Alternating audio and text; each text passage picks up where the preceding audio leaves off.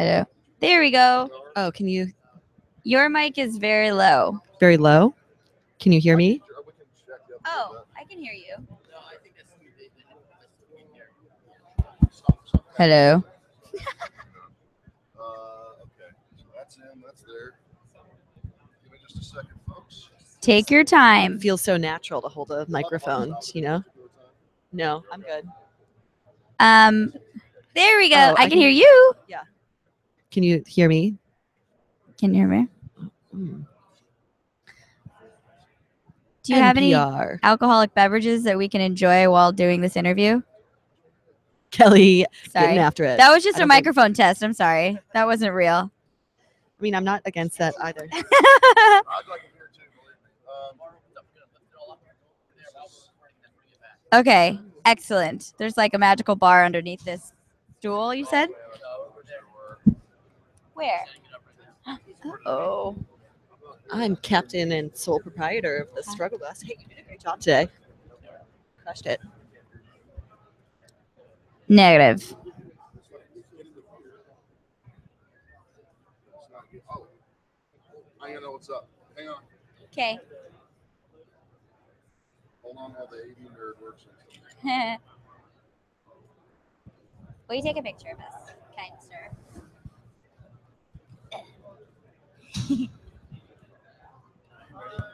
1, 2, 3. All right, one more. We're saying really important things. Oh, Yeah. there we go. Cool. I can hear. Oh, okay. Okay. Keegan, can you talk into the mic? Yeah, I would say. Okay. Can you hear me? Yeah. Yeah. Thank you. Thank you.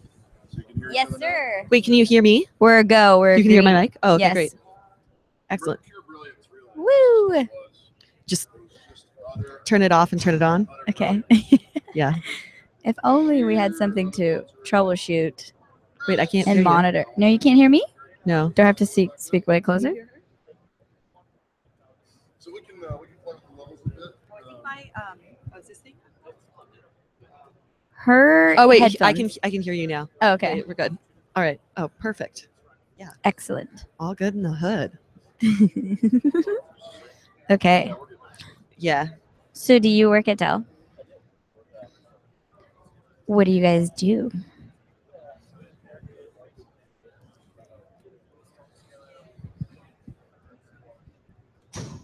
Okay. Very Cool. nice. I'm on the product marketing team for Splunk, so in the IT markets group. So let's do this. Let's just do the introductions. Oh, okay. Sorry. Yeah. Okay, that's a good idea. Sorry. So, apologize. This Okay. is for fun. Okay. So, what we're going to do is chat. This thing's not like a commercial podcast. It's like a commercial sell something. So just you're nice enough that it's a podcast and run it or something. Okay. Cool. So we've talked to like some yet. Awesome. Nice. Great. Stuff that we can have any conversation now. And okay. Yes. Cool. And then at the end, I'll have some rapid fire questions and see if all the guests have curious things to Okay. I'm into it. and just so y'all know that I guess like the audience that we go after, typically like data engineers, people that are actually in the practice of supporting or running big data systems. So one, two, the others. So we try to keep you focused on that. Okay. Data nerds, basically. Okay. We're all a data nerds. That's why we're here. Very true. Oh. So, woo. Woohoo!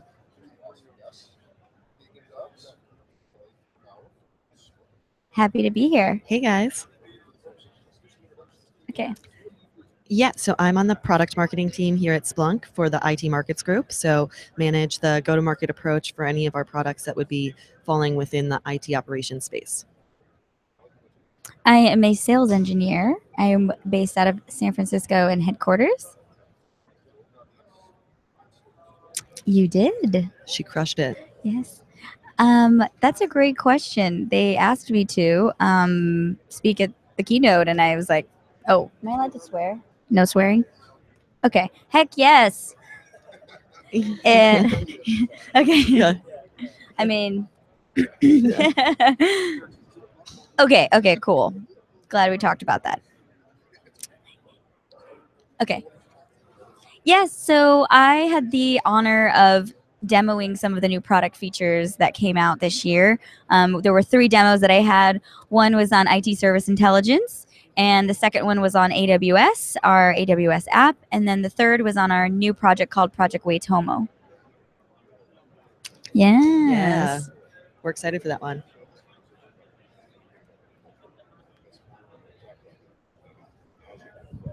With our boy Simon. Oh, okay. Something It like is, that. yeah. So, and you'll notice there was also a project that we're demoing in some of the IT space over there called Project Nova. So it's how we manage the naming for any of our projects or products before they would become public. So everything follows the pattern of having project and then the name of a cave, because caves can't be trademarked, and so legally it puts us in a good place for anything that would be outward facing for the name. Yeah. I didn't even know that. Well, I yeah. mean, Well, we went back and forth with trying to if we were going to do caves or if we wanted to do like streets or anything else that doesn't have a trademark attached to it. But obviously, you know, caves felt pretty natural with the Splunk story and the name story. yeah. So that's where we landed on caves. Yeah.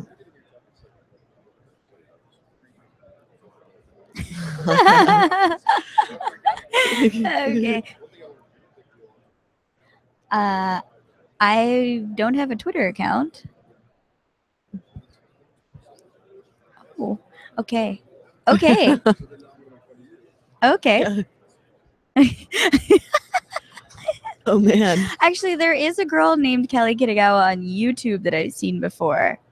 Is that maybe? Okay.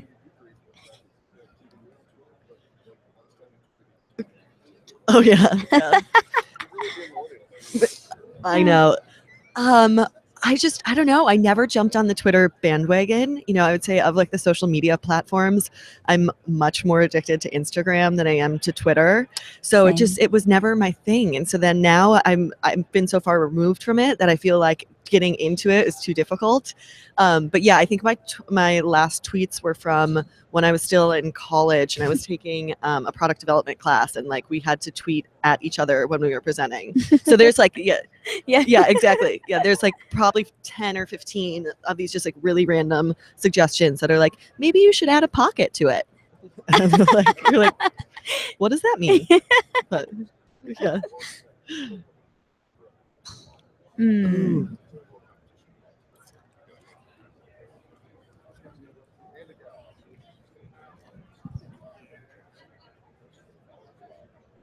Ooh. Ooh. How many followers do you have right now? Okay. Yeah, Mm-hmm. clearly.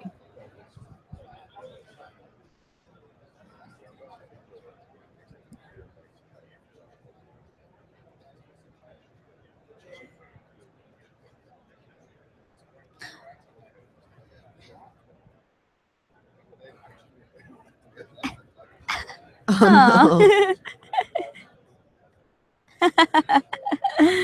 no. That's That makes ruthless. sense. Competition is a cutthroat. competition. Exactly. I mean, I don't play to lose. So, yeah.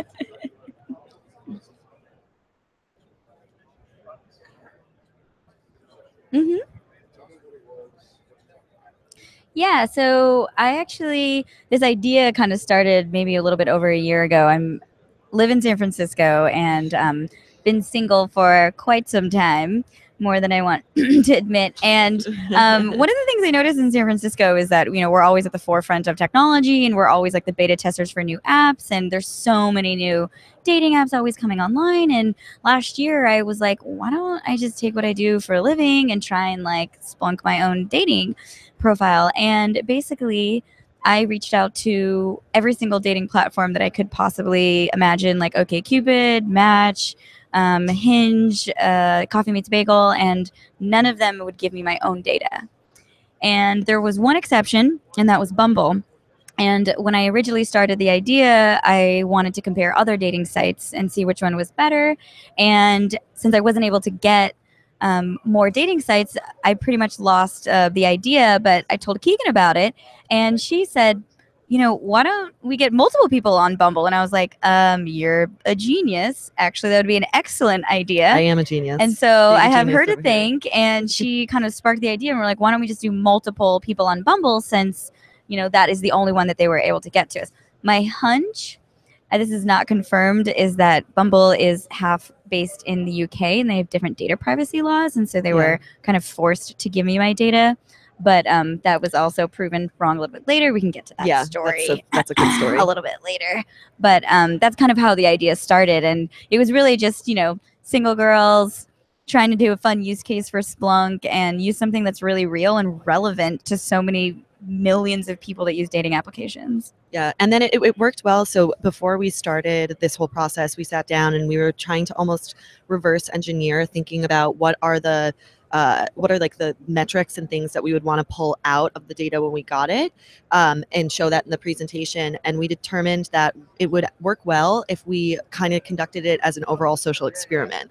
And so we put it together where it was within a 3-month time period, we had to get 50 matches, and we set out to prove or disprove a hypothesis of 3 different openers, what gets the most responses. And so that made it kind of that put a time box around it and kind of made it much more clear, instead of just having it be, all right, well, let's do a word cloud of everyone's names, and instead to actually have a concrete plan of action worked really well. And then I think some of the other controlled variables that we did for our experiment was that we agreed to swipe every single day between the hours of like 5 and 8 or 9 p.m., which is apparently what they call rush hour in dating profile applications. Yeah. And the other thing that was awesome was that we would each have 6 photos, and we each tried to do like a face shot, a body shot, like a travel photo, and then we had kind of like a free-for-all. Yeah, a wild card.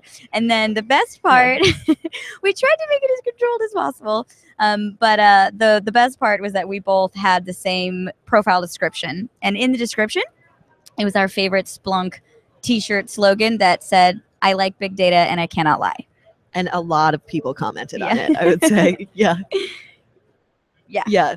There were some really funny responses. Please. Yeah. Okay. Oh, great. Okay, great. Mm-hmm. Where do you live? Okay. Interesting. Different data. It would be interesting to get a male's data set also. You say that now. Well. That gets us to our other thing that we were talking about, which was getting the data from Bumble this time around. So when Kelly first set out to do this last year, she originally got her data back from Bumble. I just filed a support ticket. They're like, fill out this form, send £15, you're good to go. Yeah. So we're like, all right, great. Same thing. We'll do this. So about probably like a month before conf, we contact Bumble support and are like, great, can you send us the text files of our chat records, our data? And they aren't responding. So it's like radio silent for about a week. And Kelly and I are starting to freak out. So we're like, what are we going to do? I mean, like, we have all these people committed to the session. Like, what if we can't get the data? How is this isn't going to work? And build dashboards or anything at this point. Yeah. So I like went full turbo, and I'm like, I need to get in contact with someone at Bumble. And so I applied for a job there, hoping that like someone would respond to me. I applied to be a brand ambassador. I looked up what their holding company is, which is called Badoo. And then I went on LinkedIn, and every single person that I was either second or third degree connected with that either worked at Bumble or Badoo, I was like, can you connect me with that person at Bumble? Like, I desperately were shameless. We reached out to our sales rep that is actually, Badoo is a Splunk customer. We reached out to that sales rep to see if they could reach out to them for us, for someone else. we We went as far as Hyan. We were like, well, Oh. maybe we're going to need to redo this on a different platform. Like, Yeah. what if are we connected to anyone at Tinder? And Hyan is connected our with SVP of security products. yes, is connected with the SVP of engineering at Tinder. So we we're had like, her reach out as a backup plan. Like, yeah. we And then went nuts, and this one was amazing. Tell them how do we actually finally got it? finally, so it was a guy that I had gone to college with on LinkedIn responded and was like, yeah, my brother's friends with that guy, happily make the introduction. Give me a second. And so like about 6 hours later, I just get this response back that is like, here's his email. He's a product manager. He's expecting to hear from you. And so we were like, all right. Oh my God. Yeah. So we emailed him directly and he helped us get in touch with support. We did get scolded, or I got Yes. scolded though, Yes. because he said, so they were like, this is a one-time exception. We don't do this regularly. Oh, and by the way, just for future reference, when you're contacting the support team, don't say it's an urgent request unless the police are really involved. Yeah. And so they were, because I started to get a little bit aggressive in some of my messages to the support team. And so, Yes, we did. Yeah, We so- were desperate. We were. But we got the data back. Honestly, I did. think I stood up in my chair and I cheered when those Oh text my files God, came we over. were so relieved because we had this talk, we had the abstract, we got accepted, and we had nothing to show for it, and it was super stressful. But we ended up, the product manager there ended up hooking us up, and it was a one-time exception. He said they're not doing it anymore due to legal reasons. Yeah. Blah blah blah blah blah. Yeah. I don't know. It was yeah. Mm-hmm. Mm-hmm. Yeah, exactly. So, in terms of the data that we were expecting, we were hoping that we could get analytics based off of, how long people were on our profile for, how many people swiped to us, what kind of pictures, as much rich analytics that we can pull out from the data. And the only thing that we were able to get is the text message conversations. However, the text message conversations had timestamps. So we were able to pull out and extract fields based off of those timestamps. And then the other thing that was pretty poopy was that the text save. format that it came in was this awful text file. And we've come to find out a lot of applications, especially mobile applications, have very incongruous formats, especially with custom developers and custom applications. And so we had this really weird, ugly text file format. And when we put it into Splunk, it was like kind of a mess. Yeah, So the line breaking wasn't working initially when we tried to bring it in as a new source type. And so Kelly worked with you wrote the additional regex for us to be able to bring it in as a custom source type to get the correct line breaking. Exactly. And then we were able to bring in each chat as an individual event. And what was good about the text file is it would also capture the chat if people didn't respond to us. So we could see, exactly. Yeah, Exactly. exactly. So we could see when we matched and engaged in conversation, but then they didn't respond to us within 24 hours, which you can't see on the app. It disappears. The chat record disappears if they don't respond. Initiated. Yep. Which was perfect.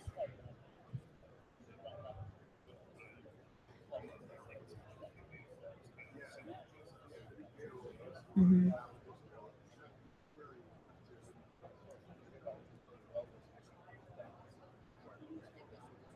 To the pool of fun.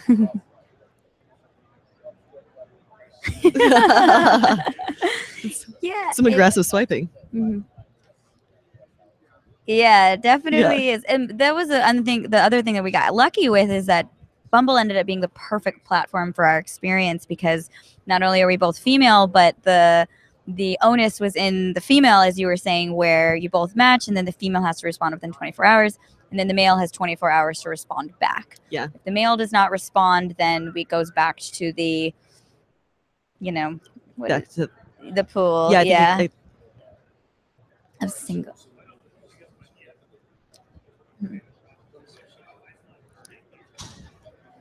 Of 3 first messages. Yeah. So we had for the pool of people we matched with, we did a third of we had 3 different openers we would use, and we for a third of each of them we used in one of the openers. And so the first one was, hey blank, future husband name, comma, Yeah. how's it going? The second was you're hot, but spelled URHAWT. NetSpeak Yes. to reach out and Yep. you know, And then nerds. the third was just the hand wave emoji. Yeah. But yeah, so because Bumble, the women have to talk first, we could test which one gets the most responses, and then also because of the timestamps, figure out which gets the fastest response too. Mhm.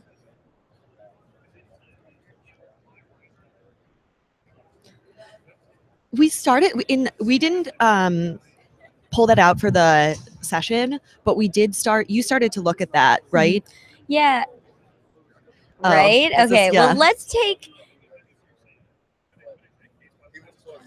Yeah. Are you taking notes? Are you? Are you writing it down? Yeah, he's gonna go back and revisit this. Okay, so I would ask you guys, which one do you think was the most successful between "Hey, future husband, how's this going?" "You're hot," or hand wave emoji? Yeah, hand wave. Okay. So we thought it was going to be our hypothesis. Our hypothesis was that, hey, blink, how's it going, would get the most because it's individualized Personal. and Yeah. it's succinct and it's non-threatening and like Yeah. It requires an answer back. yeah, it's a question. Yeah. Yeah. So in third place was the hand wave emoji with 48%. Yep.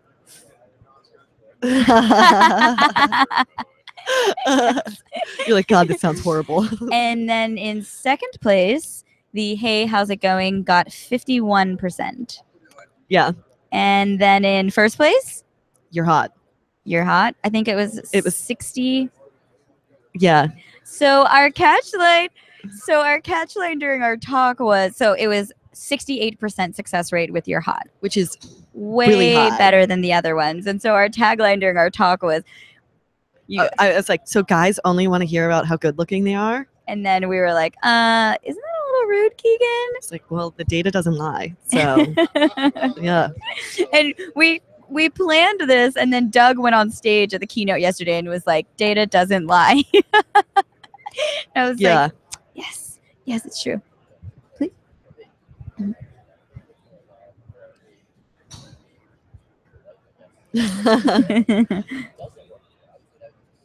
Right.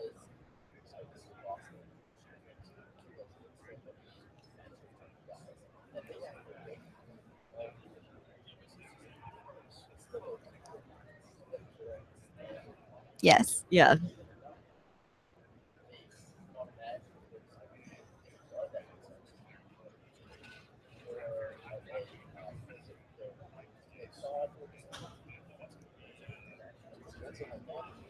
Right.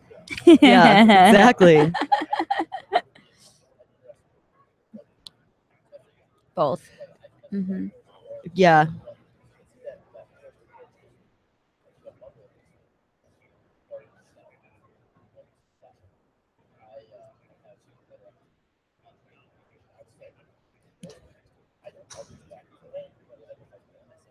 Yeah.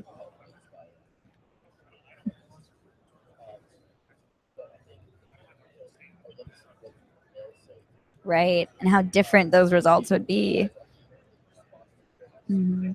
There were some really funny responses. God. There was one guy that I matched with from Sumo actually like made a joke about, obviously working in the same industry, which was pretty funny. And there was like the ones we showed a couple of our favorite responses in the in our presentation yesterday on the slides. We definitely chose the ones that were like PG and non-offensive Yeah. because there was it ran the gambit for sure. Yeah, I mean, well, especially when you're starting off with "You're hot," like Yeah, my favorite one cut was, straight to I said "You're hot," and then immediately back he just texted me his phone number.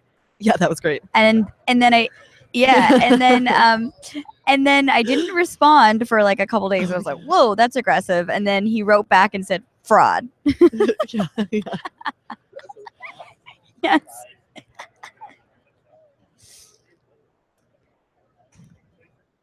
Yeah. No. What's one of them?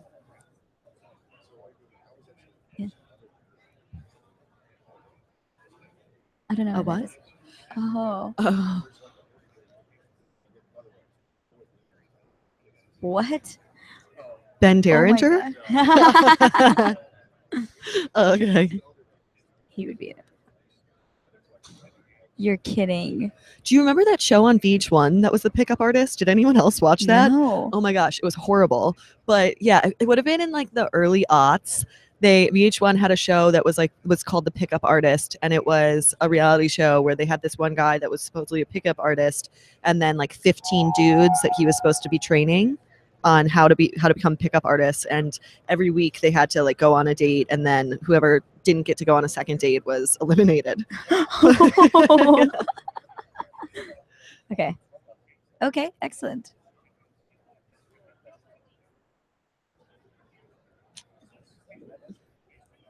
That's sad. Oh. And okay. After, because you had read the article? Yeah. Hmm. Mm-hmm.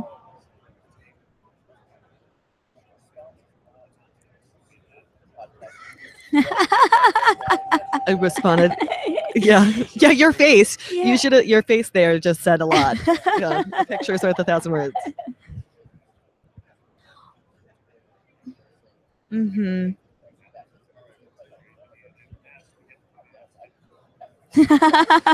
Guilty. Oh, yeah. Guilty. Yeah. Guilty. Well, the other thing too is when we were doing research on what first messages should we start with, there's a lot of research out there of like which ones people have used, and we noticed that some of them were pretty outdated. So there was one book by Christian Rudder. Gosh, I can't remember what it was called, but he was the guy that's one of the first employees at OkCupid, and he was a data scientist at OkCupid, and they have like over 40 million people's data. And he said that a lot of people that like use NetSpeak don't get as many replies back, and sometimes that might indicate that they're less educated and things like that. And so the other thing that we noticed was that there weren't emojis at the time. Like 10 years ago, people really weren't using them. So we were trying to GIFs. GIFs. Yeah. Yeah. Yeah. That one wouldn't get parsed into the chat records. Unfortunately, those didn't show up. But we were trying to modernize some of those pickup lines. And honestly, I was really surprised because right before we also chose that, I watched this video from Bumble, and it was like advice on first messages. And they were saying that you would get more responses back if you personalized them. And maybe the name a little bit further than that, taking it more personalized. So literally, I was like, okay, NetSpeak's not going to work. Definitely, we should personalize it. It's going to win. And a hand wave emoji, no one had really done any research on emojis, and our results were really interesting and very surprising. So it was a really cool and fun experiment. Yeah. Picking the first messages.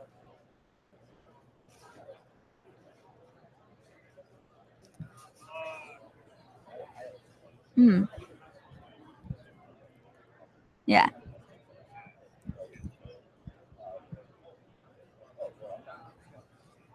Yeah. Too thirsty.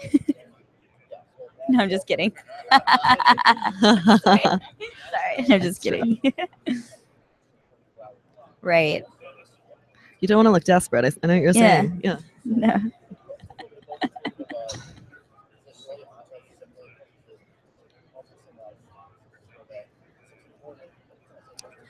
Well, no, I think Bumble is interesting because you're forced to respond within 24 hours. So it's kind of like, especially when we were doing this experiment, it was like a full-time job, like checking every single It was day. a lot. Because if people responded, we wanted to respond back pretty quickly because, oh my God. Yeah. It was a long 3 months. It was a lot of work. But so one of the things we found out and that we showed yesterday too is the average time so we took an average of the time to respond. So when we sent a first message and then someone responded back, how long did it take for them to respond? Yeah. And what do you think was the time that it would take people Average to respond? time to respond. Yeah. That's exactly we what called we it were the trying to. We TTR. called it the Yeah. TTR. Yes, you got that. You got that. Yeah. Yeah. Yes. What's the average time to respond? Brett? Ooh, it was much longer than that. It was Yeah. actually close to 10 hours. Yeah. No, no. Yeah. Exactly. Mhm.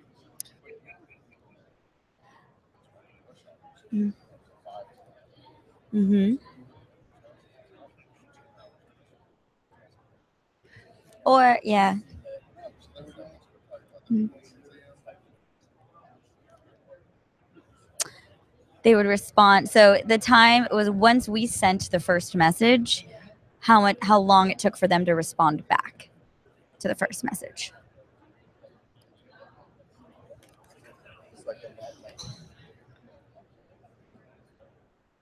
Mhm. Yeah. Mm. Oh, that Yeah. yeah, that is. Do you know what this is? No, that The is an lifeline. interesting feature. I call it the lifeline. Essentially, if someone doesn't respond within 24 hours, the men get one chance. How many do you get a day? You get one where you can, if the woman doesn't respond back to your message and it expires, then they have one a day where they can extend it another 24 hours. It's like, hey, I really want you to talk to me. Yeah, please. No, there is not. There is not. Oh, actually, that's a lie. If you pay, then I think that becomes one of the features is that you can extend it. Yeah, you can pay to and I think you can pay to like No. pre-match too. Yeah, know which people. Yeah. Exactly. But back to your question. Yeah. This is a yeah. Yeah. Yeah.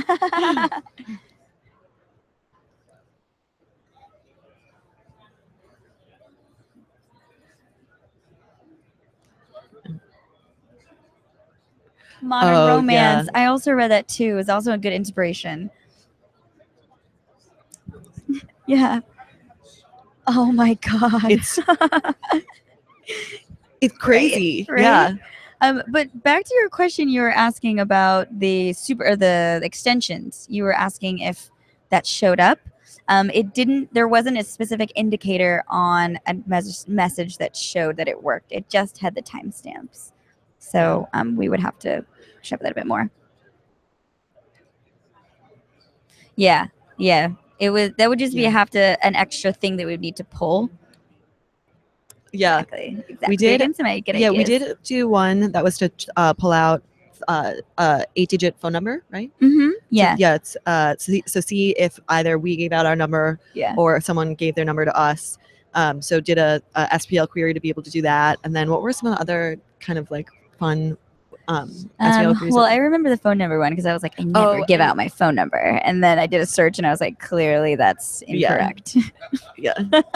And we also did an SPL query with the words like cute, funny, pretty, beautiful, hot, whatever to see. We literally just touched the tip of the ice and with the data that we could pull from it.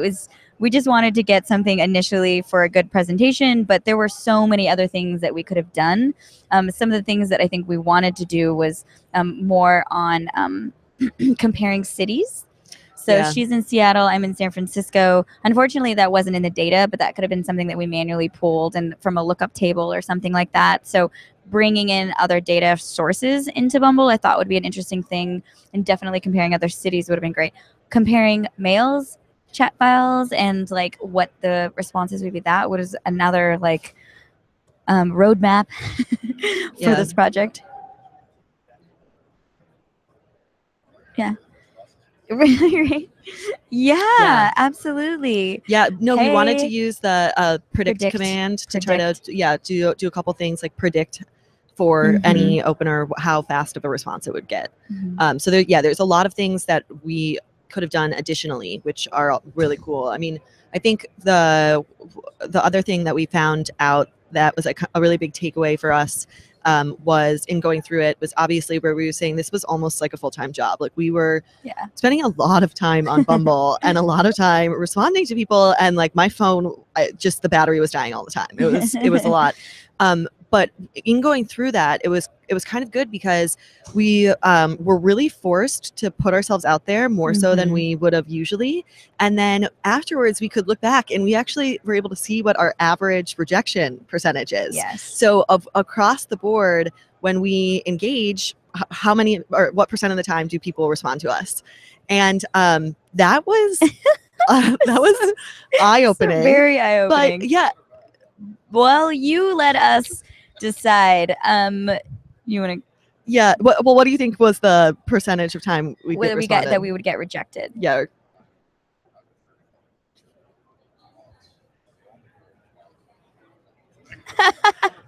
Yeah. Smart man. Yes. Yes. You're like, I'm scared. Yeah. No. Yeah. Yeah. Yeah, we she's a are hot ours are one. actually only about a 1 or 2 percentage points difference. But I had a higher rejection rate. I yeah, blame San Francisco. okay, but yeah, most of my matches were actually in San Francisco because I'm there a lot for work. Anyways, no, it was 40% of the time we that got we would get rejected. rejected. Yeah. Yeah. So of the however many people we engaged, only 60% of them would respond and say like, "Hey," and engage in conversation. So And yeah, go ahead. Yeah. No. There are no dating profiles that have an open API, which we found out also. Yeah. And for some reasons, obviously for legalities and privacy and things like that. But yeah, that was one of the biggest struggles that we faced with that. But one of the best practices that we had at our talk was not being afraid of rejection because, especially in the dating world and especially on online dating, you only miss the shots you don't take. very And it was pretty crazy to see like 40%. I mean, we are women that are attractive, I would say, and we have our good job. We're at a I've got a good face for age. radio. Yeah. Yeah. And it was kind of like, wow. I mean, everyone gets rejected, and it's like you got to get over that hurdle, man. Like, don't be afraid of getting rejected. Yeah, I think for me it was really good because I feel like beforehand I cared a Yeah. lot, like for Yeah. anyone that I would match Mhm. with, and then if I would engage in that, if I would say something to them, I'd put a lot of thought into it, and I'd be like, Yeah. oh, like I'm really excited about this. I hope he responds, and like each thing was such a Yes. build up, and it was like, oh my Yeah. gosh, like all this pressure, and then obviously going through this experiment and this process, now I'm like, hey, screw it, like You're just- hot. yeah, Go with that. yeah. I'm like, you know We what? are. Yeah.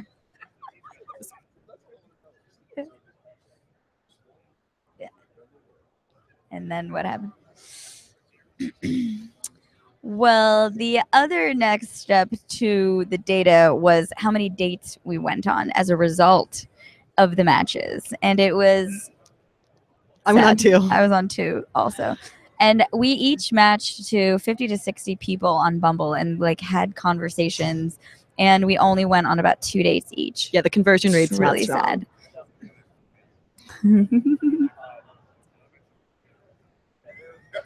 Yeah.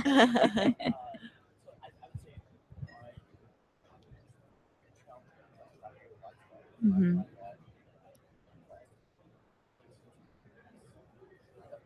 Yeah. I'm pointing The at him right pipeline. now and nodding my head because I'm like, yeah, no, he's preaching to the choir. Yeah. Hmm.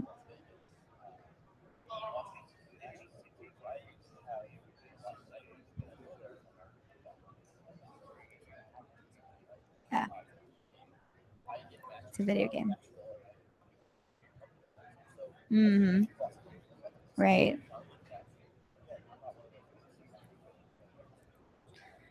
We'll see after we see your data. Yeah. I'm just kidding.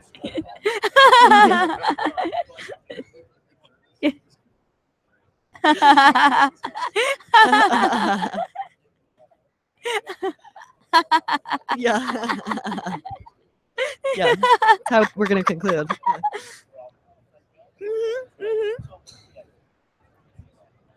Yep. Definitely.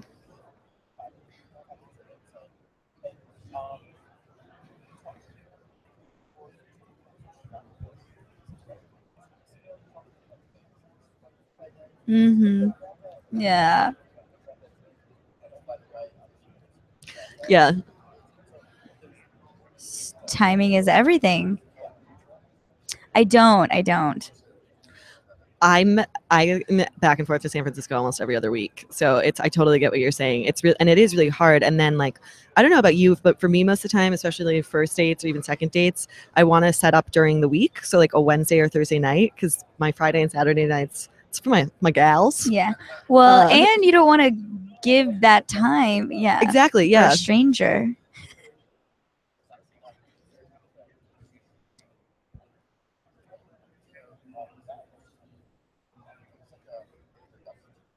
Mhm. Yeah.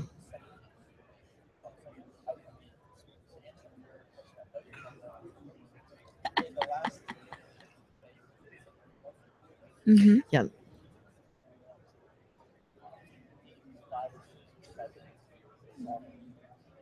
Mhm. Mhm. Did you go home with them? Just kidding. Sorry. That's I'm Yeah. just kidding. Keep it PG, Kelly. Sorry. Netflix and chill. Yeah. Yeah. Amazon Prime and oh, no, No, I'm teasing. You don't have to disclose.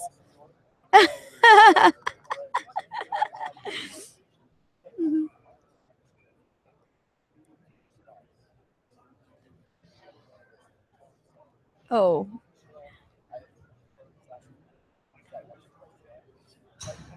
I liked the one that was in the slide. The declaration. Okay, so we said you're hot, and then he said thanks, but if only people could use me for my mind. And I really thought it was like he called us out at our own game, number Yeah. one. And number two, it was just kind of like I appreciate humor and sarcasm. And so it's kind of like when someone is like, really? Like Yeah. he knows that we're joking. That was something that I appreciated, someone that found kind of my style of humor. Conversely, the man that texted me his phone number immediately, I was like, oh my God, that's really scary, kind of. Like yeah, I'd say there was, I think one of my favorite ones was a guy who, I can't remember what opener it was, but he responded something and I didn't respond right away. And then he sent like another thing and then he just was like, want to watch Game of Thrones. He just like went straight like went, yeah. Yeah, exactly. And I was like, honestly, kind of into that idea, but I didn't go. I didn't go. The other one, Yeah. the U2 one was really funny. Yeah. That was, oh yeah. So I said, you're hot. And the guy responded and said, thanks, you too, and spelled it you too. And then he responded to himself again and was like, but I'm actually more of a Sting fan, if I must say so myself, which was pretty funny. Yeah. That was good. That was good. Yeah.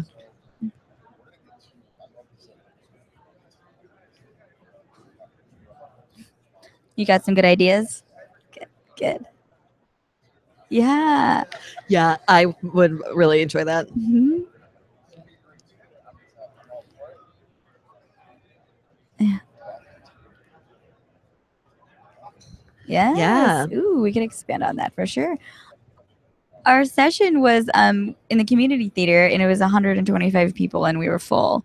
So yeah, I think that just shows that the interest is there and people are really curious about new use cases for Splunk and how many people use online dating. It's crazy. Yeah, I mean, but Bumble has, I think it was 17 million users, and so it's very relatable for everyone. And we, at the end of it, tied it back to the fact that we really proved the mission statement of Splunk, which is making machine data accessible, valuable, usable for everyone. And this was thinking outside of the box and figuring out new questions that Splunk could help us answer for of a pretty obscure form of machine data. Yes.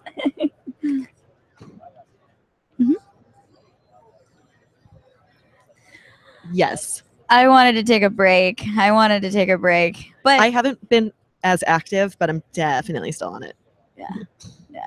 Maybe you guys could swipe to each other. Here. Yeah, I'm sorry. I don't meet people in real life. I only. Yeah.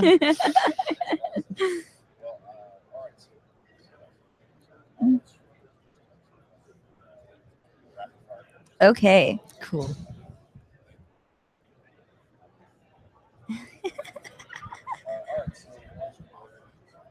Sure. Mm. Like, Terminator. oh, fuck. Oh, sorry, it's just 4.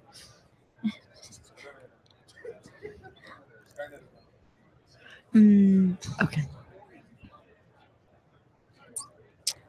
I think it's been online already. I'm gonna say 2018. Yeah, it's Ooh, coming. Okay. Yeah.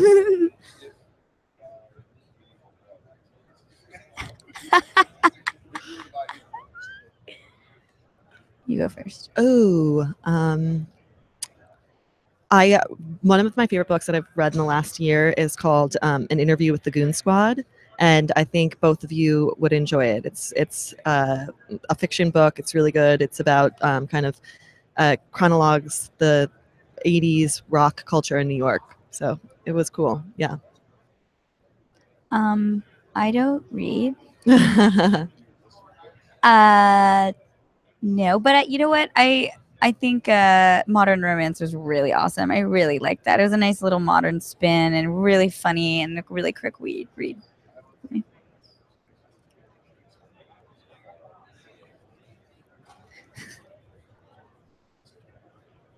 That's the same thing. And it's great when the actual authors have the voices too. That's so awesome. Oh no. Oh, Martin. yeah. Oh my god. I tried to read that on my phone actually, and I kept being like 4%, 4%, 4%, 4%. And I'm like, I can't get through this. I gave up. Probably. Yeah. Yes. Mm. Oh, I am shamelessly in love with classic rock. I went to both Elton John. Well, I've seen Elton John twice. I saw him this past year, and the last conference that I went to was, or last concert I went to was Tom Petty. So Okay. yeah. I know. And my mom had a major influence on me. Nice. What? Wait. What do I listen to right now? I listen to everything, but I'm really into R&B, and so SZA has a new album, and I really like her. Yeah.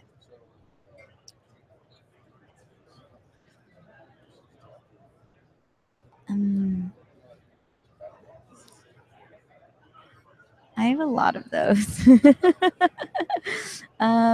Well, okay, in my car because I listen to a lot of music. The Bluetooth receiver for my car. I'm just like every time I get in my car, I'm like, yes, because wires are like so 2014. So so my wireless Bluetooth receiver is great for my car. I use it every day. I have one of the Nike. It's like their version of a Fitbit, and I actually kind of hate it because it's I never use it, but it's really annoying because it does fuel points, so like Nike fuel points, and that's how it calculates and like tells you your burn and things. But it's really difficult to back that out into like calories or anything. So you're like, oh, I burned 800 fuel points, but I'm like, what? But what does that actually mean? Yeah. I also have an iPad that I just don't use. Yeah, I have an iPad mini that is just sitting on my dresser.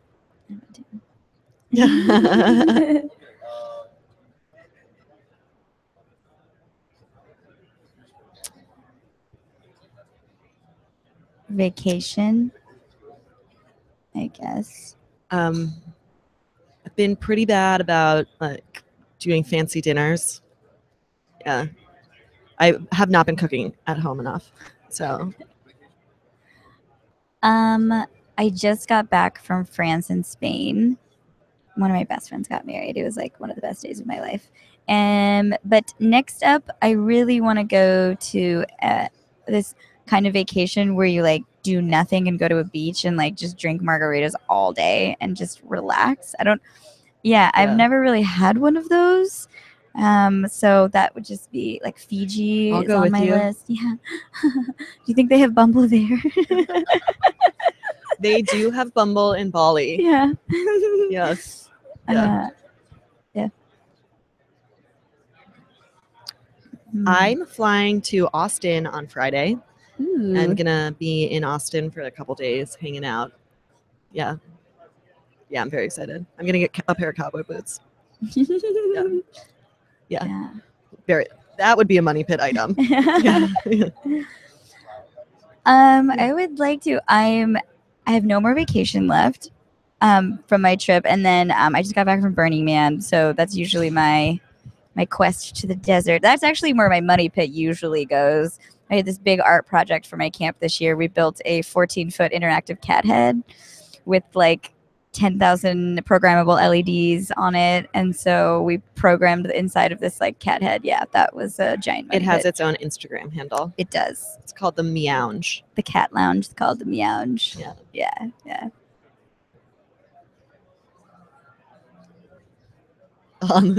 Perfect. Right, meow. Right, meow? Yeah. Yes.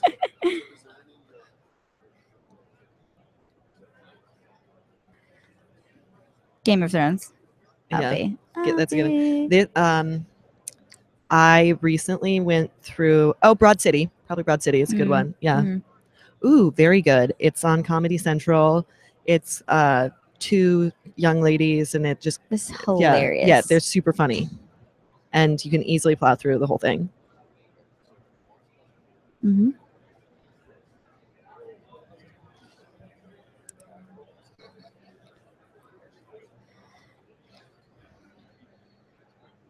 Yeah, no, I know. Besides you, right? Um,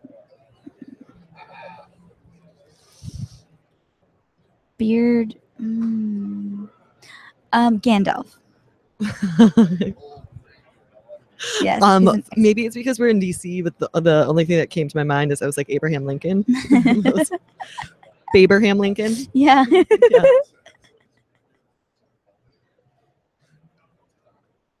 What is What? it? There's styles. Oh.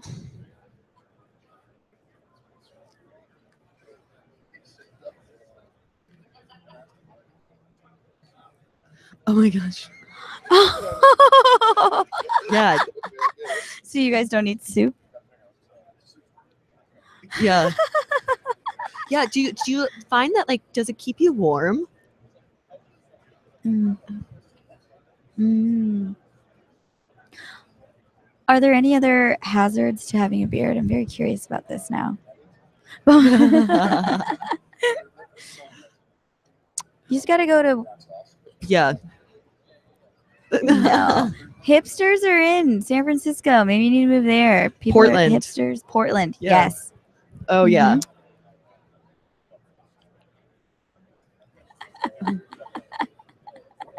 Little data, one might say. Yeah. Mm.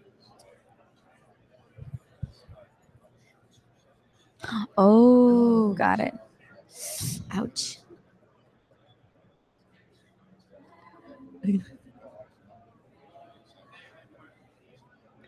Oh, yeah. So you have beard wax. Yeah, but do you ever Oh. find leftover food in your beard?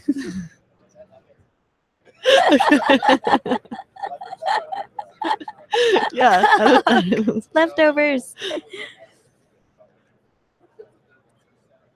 Yeah. It's amazing. Thank Thanks you for so much having for us. having This us. is great. Yeah. A pleasure.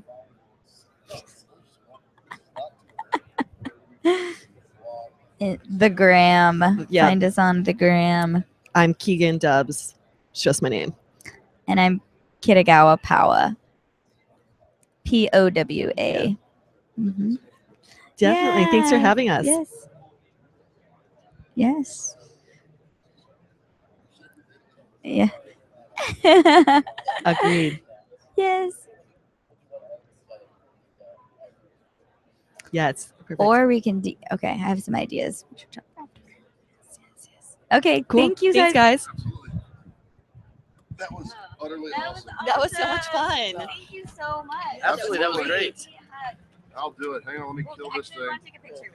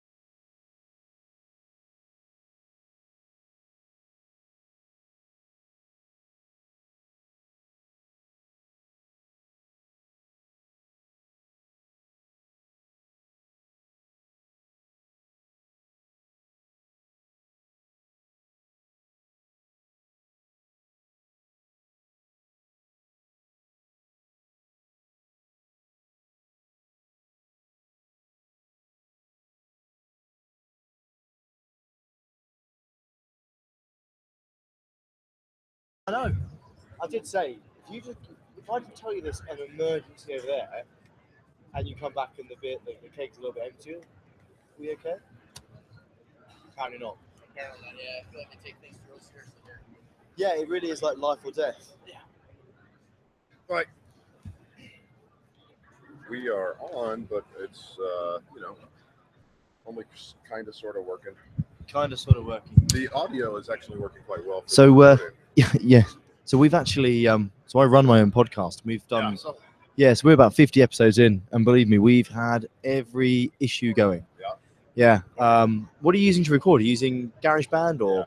Hang on a second, Joseph. I need one or two more. Just one or two of you.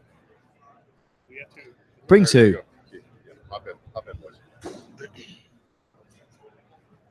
So are these being recorded as individual audio files or? Yeah, so we'll basically take our conversation, mix it down, and release it as an episode at some point in the next few weeks. Perfect. We are 2 episodes into our podcast. I've got because basically we'd like to record it as our own as well. So can we get a copy of the file or? Perfect. If not, we've got our own mobile recording kit with us. We can just plug it into the back of your sound card, but it's going to be screw it, yeah. Good. Love to join hosting. These guys get jammed in, and we'll get started. Make some introductions. This is Keith Cubido. Hey, Keith. Keith is a consulting VR architect, which basically means field SE focused on our converge platform. Cool. Heavily focused on Splunk. Brilliant. And then Rob Howell is an SE. For maybe, yeah, another month. Brilliant. Perfect.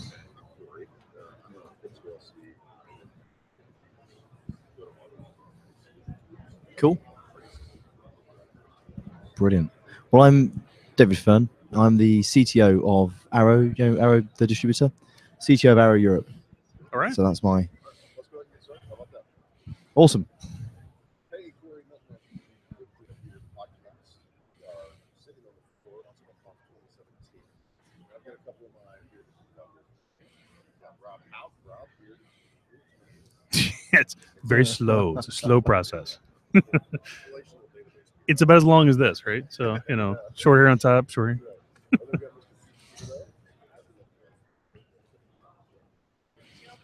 And we are excited to have Mr. David Fern join us. David. Hey guys, thank you very much. Thank you very much. I'm more of a no SQL beard. No, well done. Thank you. Nicely. Thank you. I like that. I'm gonna have to remember that. I'm stealing that for later. Well, David, so tell us about Thank you. What do you do? What's your job, man? So I'm the technical director or CTO of Arrow Europe. So Arrow are a global distributor of Dell EMC plus a load of other stuff, Splunk. And essentially my role is my role's interesting. I'm quite lucky. I have the role technically known as the chief dreamer. So my job is to come up with cool stuff, cool, innovative, future things that we don't need to necessarily take them to market, but we need to be able to use them to prove where the industry is going and help our partners to get that message across to the customers in innovative ways. And I suppose that leads on pretty nicely to what we're doing at .conf. Yeah, basically. But we do prototypes. We do it for all sorts of different things, and it's all about sort of raising the brand of Arrow. But my specialty area is big data. Although I look after all of our vendors, so security, infrastructure, cloud virtualization. Big data is where my heart's at, and that's what I like to do.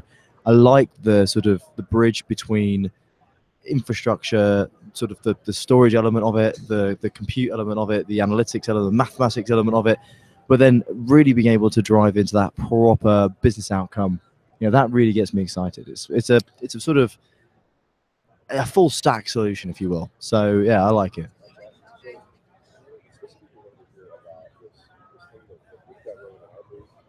Yep. Yes, they have. Yeah. Yes. So How Happy's Conf is Well, let me start. So 3 years ago, almost 3 years ago, 2015. That's only 2 years ago. I'm not very good at maths already. Yeah. Ooh, hard. Yeah, so basically I became technical director of Arrow. I've been at Arrow for about 8 years now. Done various different jobs. Last job before that was global head of integration development. So developing integration between company A, company B. So lots of developers. And all of a sudden I started to see this real sort of opportunity to start to integrate diverse data sources. That then leads you pretty neatly on to big data. So when I became essentially the CTO, technical director of Arrow for UK and Ireland to start with, I looked at our portfolio and I looked at the market, and big data was a really underserviced area of the channel. No one really understood it. It was a real dark art. Everyone was like, "Oh, that's complicated. It doesn't really make sense," and we're a bit scared to really sort of run into it and go and execute. So the first thing we did was I said, well, there's no better way as a techie. There's no better way to articulate a point than show it in real time and do it in context and do it with something that people really get. So the first and foremost thing that we did though was big data is one of these terms that has a lot of different meanings. It's a bit like cloud. It's a bit like IoT. Everyone has their own little definition. Everyone has their own version of it. So the first thing we need to do is we need to nail down what big data was to Arrow. So big data to Arrow, the first thing we decided was big data was not going to be petabytes and petabytes of data, because to me that's not big data. If you've got a billion rows of sales data, the only answer the only information or the only informed thing you're going to come up with is sales. But the reality is, sales is affected by customer service. It's affected by your social profile. There's 100 different elements. So for us, big data is all about dimensionality. It's all about converging different diverse sources of information into one outcome. But that's probably the most difficult thing you can do in big data, because you've got to normalize multiple sets of data. You've probably got unstructured and semi-structured and structured data. You're looking at databases. You're looking at REST APIs. You're looking at all these different sources, and you've got to bring them all together. So essentially what we did was to show how it could be done and to start to build out our own framework and work on our own sort of way of helping our partners get from A to B. We thought, well, let's try and build something. So essentially what we built, we worked with the City of London, and they said to us, you know what, if you could come up with something that could help us to understand how happy London is, that'd be fantastic. It's a cracking big data question though, because it can't be answered by just looking at our transportation network, or just looking at the weather, or just looking at social, or just looking at the socioeconomic factors, or just looking at crime. You need to combine everything. And you need to combine them in very different ways, but combine them all and then normalize them all and then turn them into one answer. So over about 8 months, we built what we call How Happy is London. It's available online at howhappyis.london. That's the domain name. London's a top level domain. Just because everyone's like, oh, that's not a domain. It is, I promise you. That's right. But basically the idea is that we process in real time 2.6 billion data points every day, and we refresh the happiness of London statistic every minute. And it's just a really cool project. And from it, we open source all the code we wrote. So we use Hadoop and Spark to do all of our sort of linear regression stuff for static data, and then for our inflow data from Twitter. So we have the Twitter garden hose. We pull all that data in and look for sentiment. We pull structured REST APIs from Transport for London to get real-time disruption information. We pull weather information from the Met Office. We do all sorts. We have the Office for National Statistics, so we can pull down loads of flat structured data. So it's cool, and we basically come up with this platform. Go for it. You'd be amazed at how little sports events affected it. So, yeah, because you'd be well. You got to understand that very few people in London actually care about that. Arsenal is maybe like 0.2% of the population of London. So I gotta say, so London. So I'm from Seattle. Yep. And so the weather is kind of similar. So is weather a big impact to that function? No. So what we've actually found is the single biggest contributing factor is social media. But it's mainly because because social media is such a highly it's a very, very rich source of data because it's people's opinions. Well, it's massive because people complain. If people feel motivated enough to Feedback loop. complain about London or be positive about London, they've gone out of their way to write their own highly curated, highly human response. So we weight that higher than any other data source because it is essentially human-generated data rather than traffic or something like that, which can't generally be helped. It's just sort of part and parcel. So actually, the best day and the worst day were within 12 hours of each other. So the best day we had was, so 24 hours of each other. So the best day we had was the morning that we all voted for Brexit. And the worst day was the morning we all woke up and realized that we fucked it up. Yes. Literally, they were, and then the sort of second worst day was when a certain new US president was elected. Because but it's really fascinating because we see all these correlations, and even if transport was absolutely fine, the social media impact just fell so low through the ground. It just skewed and dragged everything else down with it. So the general mood in London was terrible. So really, if you have one heavy complainer, yes, you could skew the entire city's happiness. So we've used this platform now for multiple different projects. So we built the election prediction system. So we did basically exactly the same thing, but we ripped out all of the traffic and transport because I don't care about that. And what we tried to do was predict the outcome of the election in London.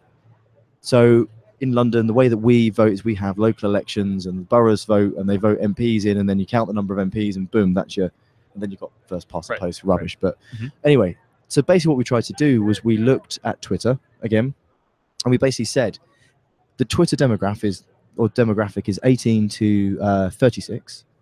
That essentially the key users of Twitter. Now let's try and figure out what they are voting. So we built convolutional neural networks to look at sentiment, convolutional neural networks to detect bias within so whether you are Conservative, Labour or Lib Dem, which is our three major parties. We then looked at whether or not you were positive, negative or neutral towards those parties, because you can be talking about Labour but negatively. So essentially we built this sort of quite deep neural network, stacked neural network, and we came out with, so as soon as we switched it on, it immediately said, completely against the polls, 60% was leaning towards Labour. Now the polls were saying it was actually about 51% to Conservatives. So we were off by quite a way. So we kept doing it, kept running it. I didn't change anything because I believed that, you know what, if it was wrong, at least we'd be able to, if we ran it for the whole period of the time, so we ran it for 3 weeks beforehand, we'd at least see an outcome and we'd be able to understand why it was wrong and learn from something from it.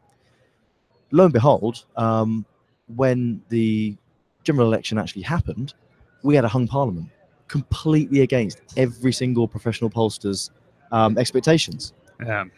And lo and behold, if you looked at the exit polls and the YouGov studies, which is sort of our polling agency in the UK, that demographic, 18 to 39, voted 60 to 70% in favour of Labour, as we'd seen in Twitter. But you weren't getting any of the data from the older demographic, right? No, well, exactly. So we weren't getting. But here's the other thing: they were the lowest turnout of all of the demographics.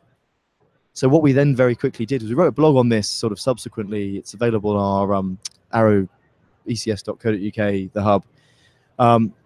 But basically, we looked at it and we said, we correlated immediately our outcome to YouGov. We then looked at, okay, well, if all of the people that could have voted of that age group, or even 50% of that age group had voted, they'd have fundamentally changed the party that we have in power today in the UK. Yeah, well, and that's what happened with our polling data here too, right? So that's really interesting. If we had something, I would have loved to have seen something like that during the election cycle here, because we were all wrong as well. And what we did was we made sure that we included all the bots, all the fake news, all of the accounts that were just pumping, churning data, and churning fake news, because we included all of those, because at the end of the day, they're still affecting people's opinions. Absolutely. Whether we think they're right or wrong, they're a fundamental fact of nature now, or fact of data. Yeah.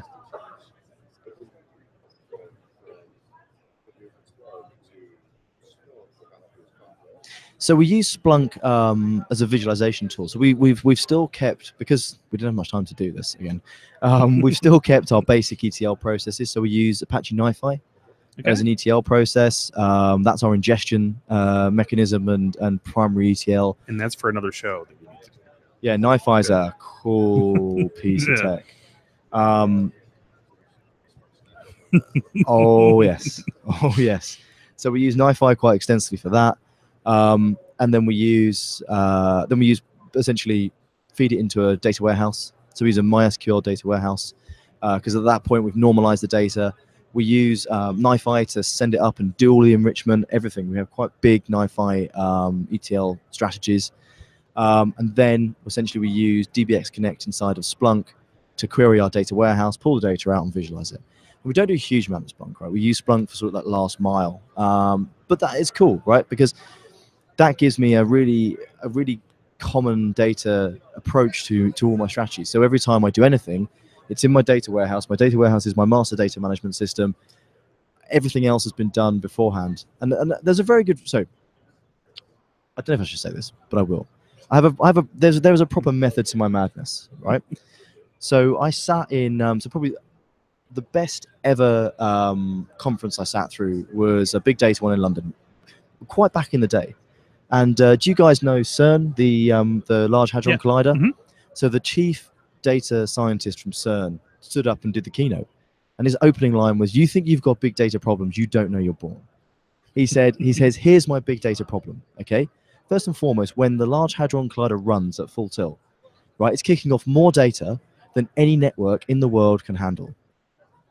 Right? There's no switches, there's no routers, there's nothing.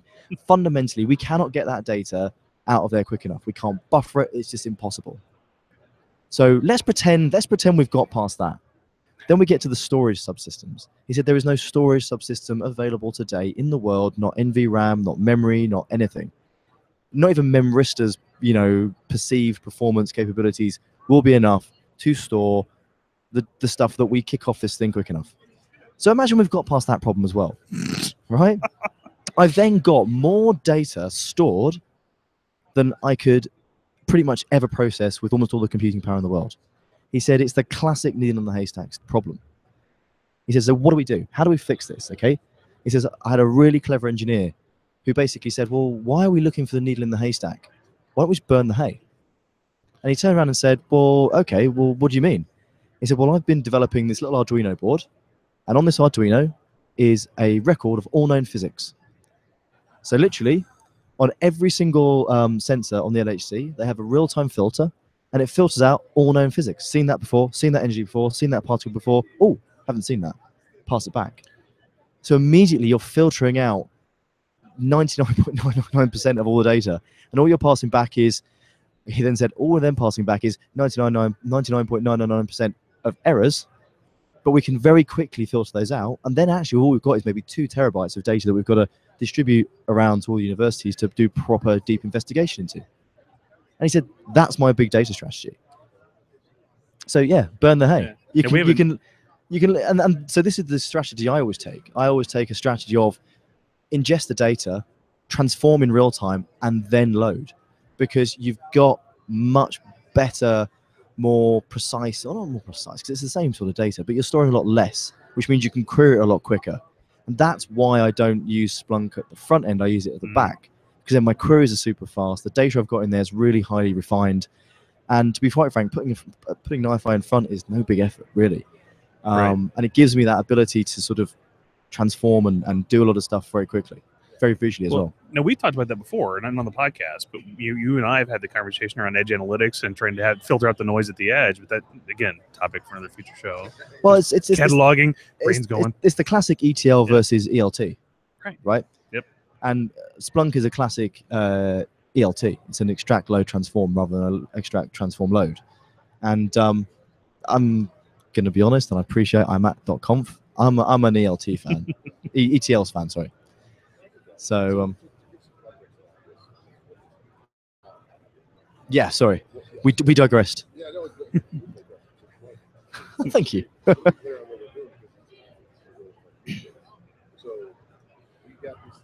Yeah, these activity trackers. Yeah. Okay.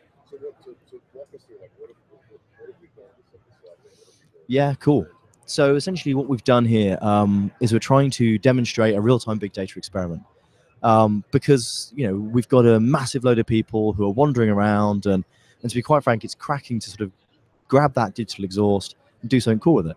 So essentially the trackers we've got have got accelerometers built into them. They are essentially transmitting the data via Bluetooth to your phone. Your phone then passes the data up to, we use Misfit product. It's cost, and it's got a great developer API. So essentially it passes up to their cloud where it's essentially cached. We can then pull that data back via a REST API into NiFi through our various ETL processes into our data warehouse, and then Splunk pulls it out and turns it into really pretty looking dashboards. Now the cool thing we can do is we can then start to say, okay, what's the well-being of .conf?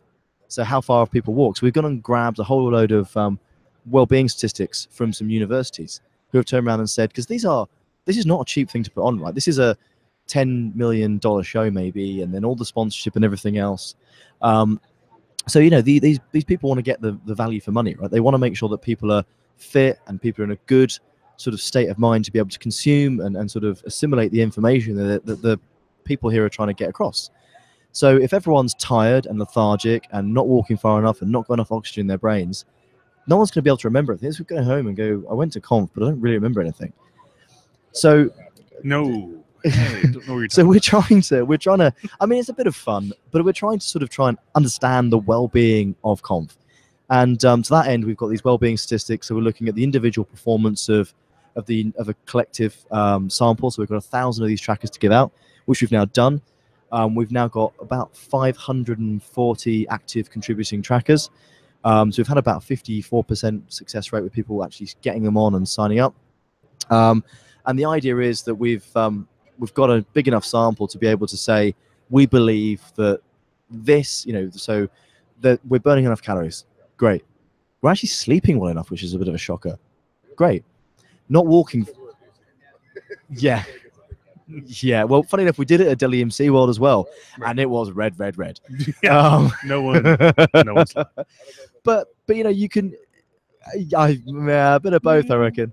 But you know, we can feed back to Splunk at the end of this with the data and say, next time, you know, put more food stops or move the sessions further apart so people walk further to try and get the steps up to try and, you know, make their brains more active.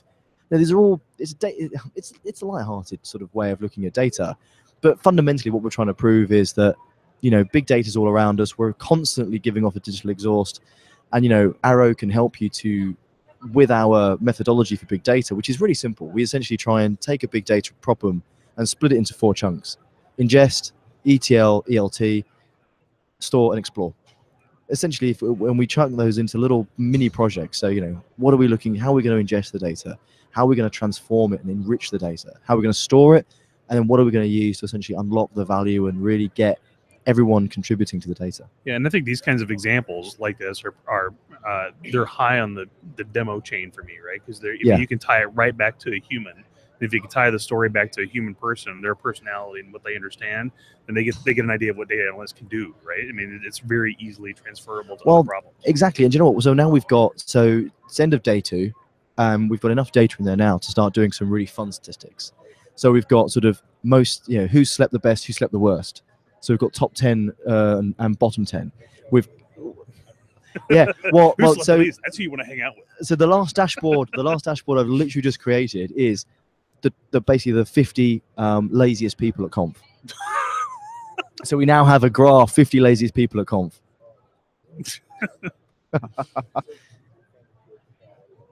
Yeah. Yeah.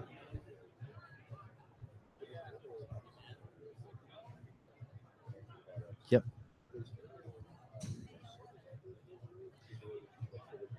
So obviously we're a channel-focused organization, and we are 100% channel. So the idea of everything we do is to help our channel partners to do things better and to be able to be more agile and be innovative inside their customers. So the reason that we've done what we've done is for the very, very simple reason that we want to be able to help our customers to deliver big data projects.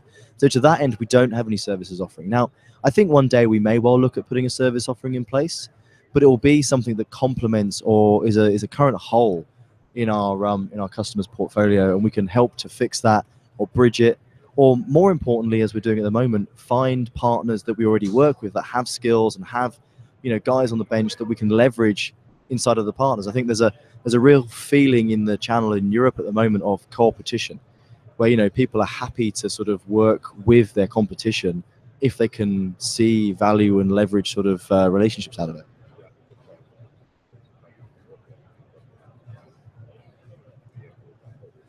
Oh, yeah, exactly. On a much grander scale. That's so precisely. Yeah.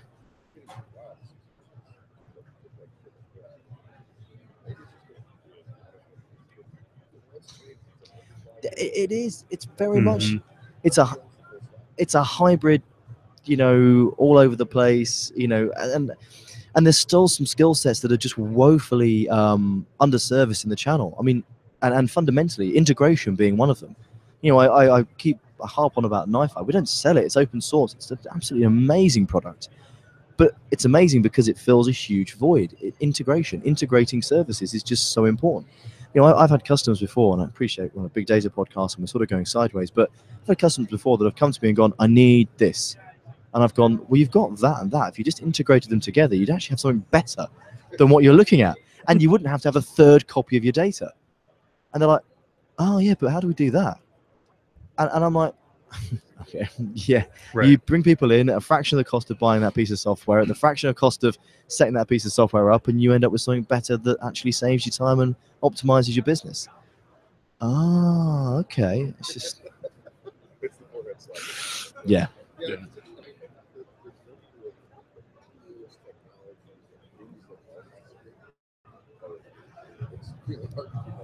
Yeah.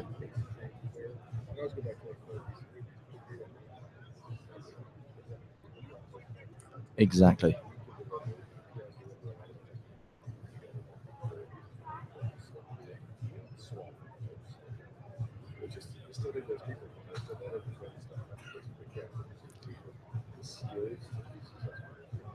Yeah. No. And it's a real shame. And I must admit, gods of Arrow, please don't take this literally. But if I did get fired tomorrow, I would 100% go and start an integration business, like overnight. It would be the simplest decision I've ever made, because I honestly believe that there is money to be made in being an integration organization, just literally integrating REST APIs. So, you know, cloud SaaS stuff with on-prem stuff, building gateways, doing it securely. It's money to be made. I mean, shifting the data around, maybe not even into the big data analytics system, just helping people to not have that guy who goes, oh, we've got a new starter, or I've got to copy and I've got to create an account here and create an account there and create an account there and create. What are you doing? What are you doing? Well, you know, I was sitting here thinking this, like, the interesting side effect of doing that is also reducing the amount of code that a customer has to keep, like, because they've got stack after stack after stack, code set after code set after code set to solve the same problem over and over and over again, right? So doing what you're talking about now means and less work on the other end. Exactly. Right? Everything's better. And we've always got that old problem of, oh, well, you know, is that going to displace my job and all this stuff? I want to say crap, but I'm going to say stuff. Yeah, exactly. But, you know, if you're any good, you'll be moved up the value chain. You know, if you're any good, you'll be retrained and actually redeployed as something much more valuable than copying and pasting stuff from one system to another. Or well, that should be the goal, right? I mean, because this is the thing. You look at organizations, and, you know, I'm not throwing the ball very far from the tree, as it were, or whatever they say. There's people that exist whose job is literally just to be a human integration. And you're like, that's mental. That's crazy. Yeah.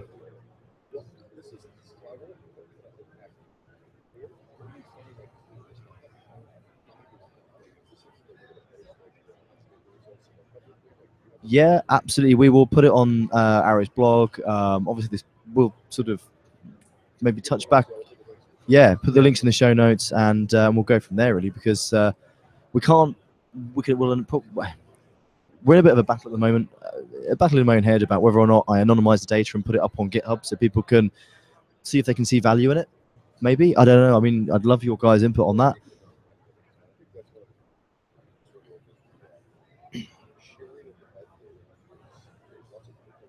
Yeah.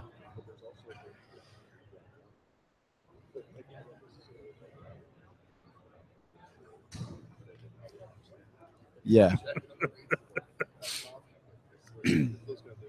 You haven't moved or slept in like 3 days, Corey.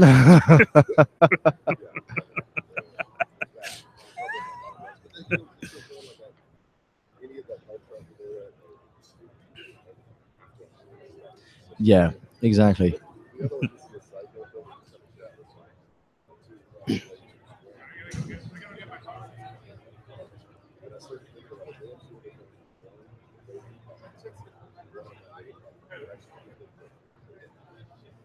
Smart. Yeah, right. That's weird. God, no. Well, I mean, this is where we're going to see GDPR come in and enforce that, to be quite frank, under fear of 4% turnover fines. So, but yeah, it's causing me a huge headache in Europe at the moment, and it's the bane of my existence with partners and vendors, but the reality is, once again we digress, but hey ho, it seems like fun.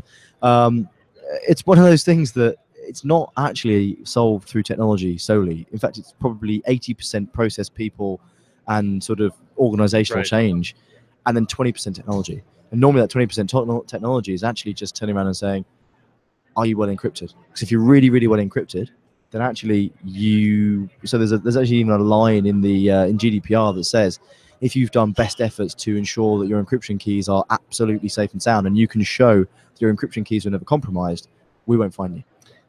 I went to a big data conference in St. Louis about 3 years ago, maybe 4 years ago, and there was an actual legal professor who did a talk there talking about ethics around data, like what can we do with it and those kind of things. And I think we've all heard this phrase, but his end statement was just look, don't be creepy with data. That's a great way to put it. Right. But sadly, with data's become so valuable now. but data's become so valuable now. People are being creepy with it because they see the value, and they're like, I can't not be the creep and sort of exploit the data for nefarious ends. Yeah. Well, what's the story everybody rolls back to is the Target thing, right? The from Target stores, the ad. Well, all I have to say is I'm not on Facebook. That's probably smart. Yeah, that's probably smart. And never have been. So I'll leave it there because I'm on dodgy ground. I don't have any other stories. Yeah, but I mean, I don't necessarily completely agree with the way that they utilize people's data to. It's very, very impressive data science. There's no doubt about that. I think that's a very positive spin on it. Well done. You know.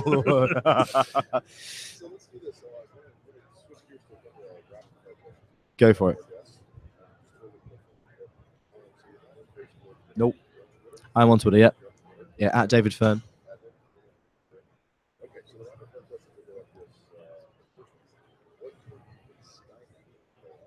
Ooh. 2033.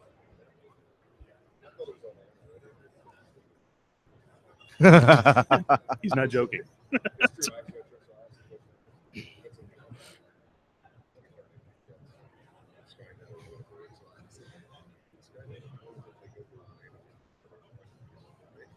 So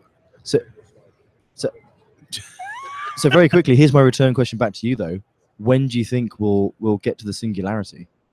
Ooh, that's a good question. I fear to answer that. Unless we're already there, of course. You never know. Right.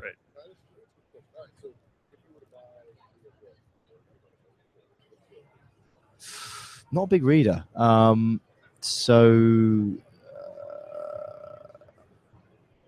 I have absolutely no idea.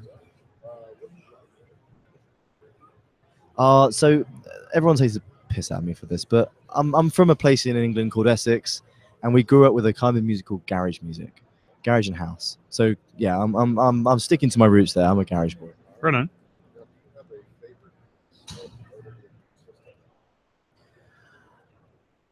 Yes, I do. I actually have it with me. So it's not.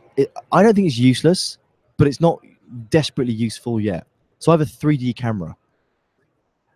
So it's a camera you can take 3-dimensional. So literally, you can take VR photographs. Okay. It's cool, but the problem is like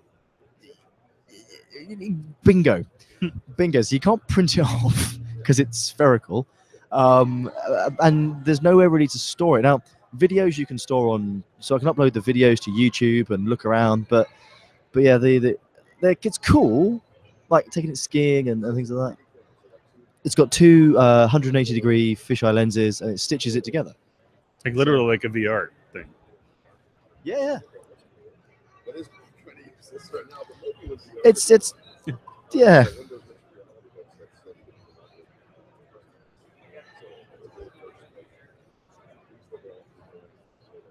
So that's one of conf. Oh wow. That is really cool. Yeah. what is your biggest Oh, my divorce. If I'm being totally honest.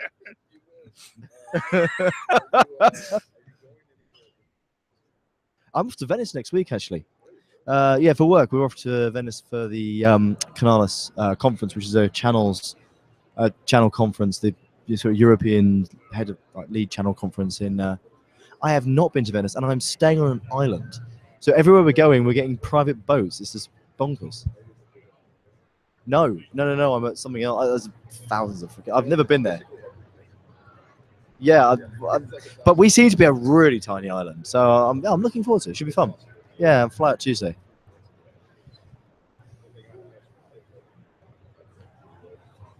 Oh, funny enough, I have a 5-year-old and a 3-year-old as well, and I would not take them there. No way. Dangerous. Yeah.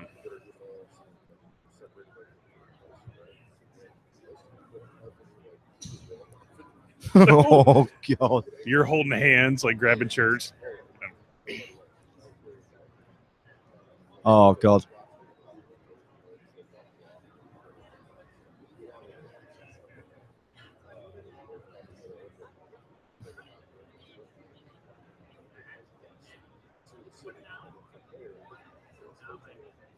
Oh my God.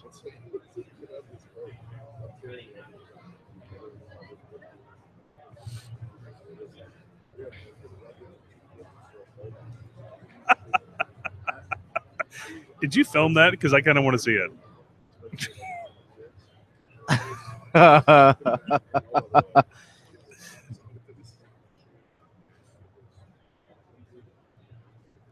Oh, boy, that's awesome.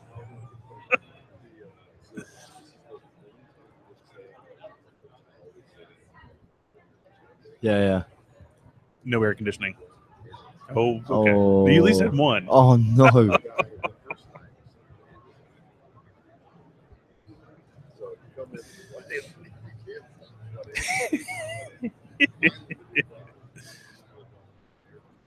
Yeah. You just huddle around it at night.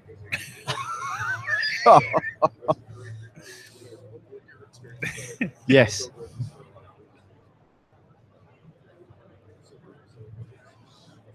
Well, I'm hoping to get a little bit of time to do some sightseeing, so fingers crossed.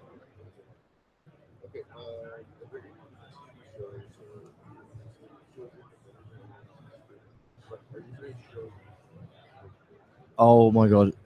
So I'm a massive sci-fi fan, as I think all techies should be, or all official techies should be. If you're not, you can leave the room. The Expanse series on Netflix. Oh my God. That is literally the best show on TV at the moment. Well on done. Netflix. Good answer.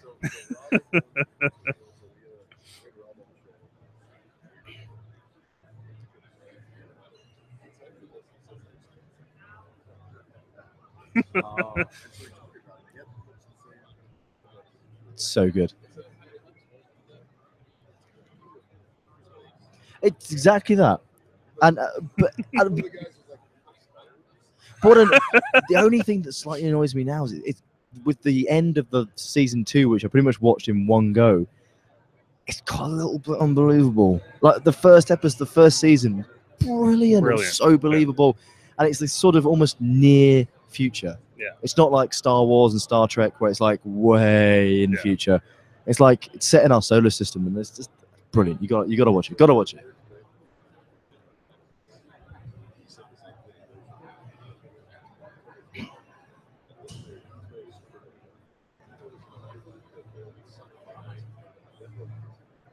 Yeah.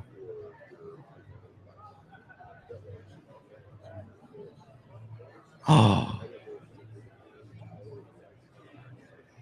you're kidding me. Yeah, That's not. That's all right. That's just so getting done. I know what That's he's so doing. getting done.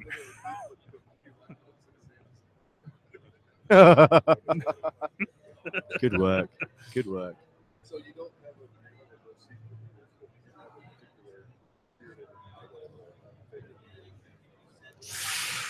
particular bearded Probably Albert Einstein. If we're talking bearded men, he had a bit of a beard, didn't he? He had a bit, didn't he? Mustachioed. Can we have a mustache? Is that okay?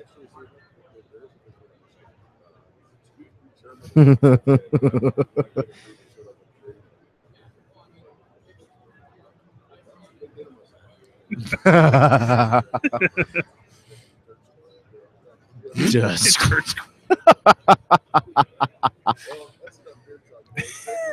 Hey, thank you so much for having me on, boys. It's been an absolute pleasure.